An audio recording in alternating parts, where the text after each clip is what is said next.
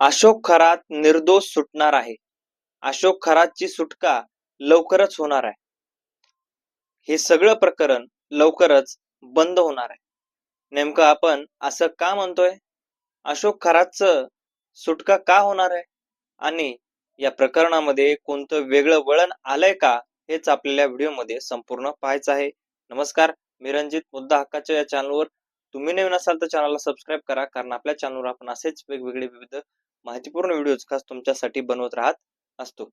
मंडळी, अशोक खरात यांनी चुकीचे कामं केली, महिलांसोबत गैरप्रकार केला, अशा प्रकारचे काही लोकांकडून किंवा काही व्हिडिओ मधून आपल्याला पाहायला मिळाले.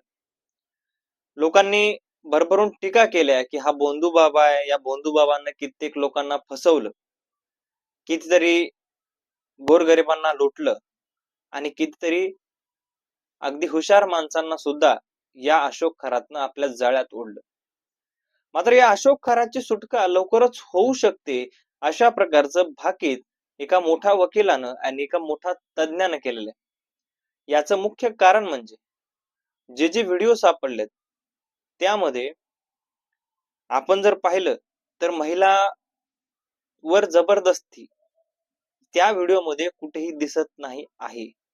पडताळून जर पाहिले ते व्हिडिओ तर त्या व्हिडिओमध्ये एक व्हिडिओ सुरुवातीचा असा सापडला, त्यामध्ये कुठेतरी त्या बाबाच्या डोक्यावर किंवा त्या महिलेच्या डोक्यावर जे आहे ते तांब्या दिलेला होता आणि गायत्री मंत्र उच्चारायला सुरुवात होती आणि हा बाबा पाठीमागून लघु विसर्जन करत होता. हा एक व्हिडिओ सोडून बाकीच्यांच्या ज्या व्हिडिओ आहेत, आपले 2-3 व्हिडिओ समोर आले, त्या व्हिडिओमध्ये खरात बाबा हा कुठेही महिलांसोबत जबरदस्ती करताना दिसत नाहीये. या महिला या कुठेतरी सहमतीनं त्यांच्याकडे जात आहेत, सहमतीनं जे काही आहे सगळ्या गोष्टी होत आहेत, अशा प्रकारचं तज्ञांचं म्हणणं आहे. आणि हाच मुद्दा खरातच्या सुटकेला एक महत्वाचा मुद्दा ठरू शकतो. याचं मुख्य कारण म्हणजे खरातचे वकील हा मुद्दा मांडू शकतात की हे सगळे सहमतीनं केलेले संबंध आहेत.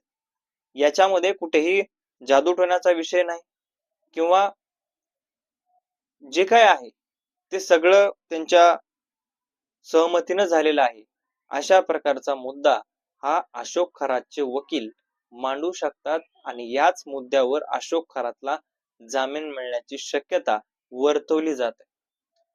मात्र जरी त्या वकिलांनी अशा प्रकारचं भाकीत केलेलं असलं किंवा काय केलेलं असलं तरी सुद्धा अशोक खरात हा एक एवढा विकृत मानसिकतेचा होता. देवेंद्र फडणवीस मुख्यमंत्र्यांनी स्वतःने त्याची माहिती सांगितली आणि या माहितीमध्ये अतिशय धक्कादायक गोष्टी समोर आणल्या आणि कशा प्रकारे अघोरी पूजा केली जायची, काय कष्ट गोष्टी केल्या जायच्या, हे सगळं केलं.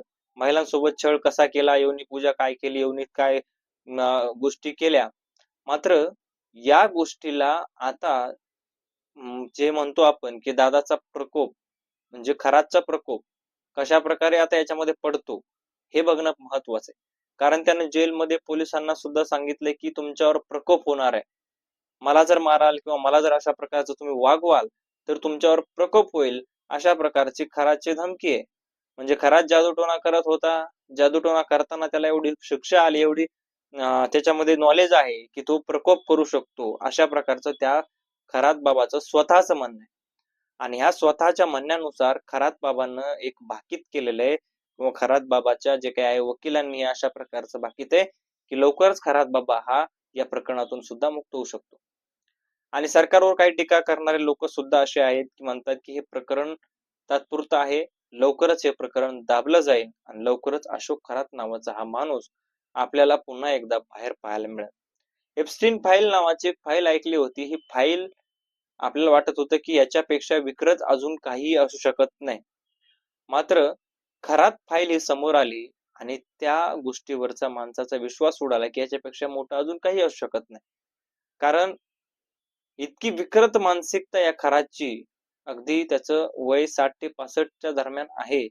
मात्र या 65च्या दरम्यान असणाऱ्या या म्हाताऱ्यानं या सगळ्या बायांचा जे काही आयुष्य उद्ध्वस्त केलंय असं म्हणायला हरकत नाही आणि स्वतःची वासनेची भूक भागवण्यासाठी कुठेतरी लोकांचा संसार उद्ध्वस्त केलाय की काय, अशा प्रकारचा प्रश्न याच्यातून निर्माण झालाय.